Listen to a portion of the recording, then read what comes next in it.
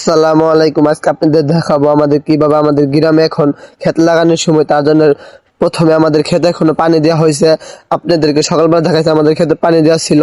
সারাদিনে পানিগুলো খাওয়ার পরে আমাদের বিকালবেলা আসার পরে আমাদের ক্ষেতে পানি একটু কম ছিল, তার কারণে আমাদের ক্ষেত আলবাই দিতে ছিল। আমাদের ক্ষেত আগামীকাল জাবল দিয়েছিল, আজকে একটু হালকা আলবানির পরে আমাদের ক্ষেত চঙ্গ দিয়ে মই দিয়ে মিল করে দিয়ে যাবে।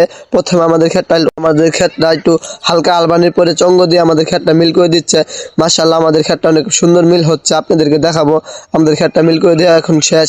মিল করে দেওয়া শেষ হওয়ার পর আবার সুন্দর করে মিল করে দিবে চতুর্থ সাইডে। মিল করে দিয়ে যাওয়ার পর আমাদের ক্যামেরাম্যান ছিল না, তার কারণে আমাদের ভিডিওটা আমাদের করতে হচ্ছে। মাশাআল্লাহ আমাদের ক্ষেতটা সুন্দর হয়েছে। আমাদের এই সাইডেও ক্ষেত ছিল আর তিনটা, আমাদের এনে ক্ষেত বাড়ি বলবে আমাদের 4টা ক্ষেত।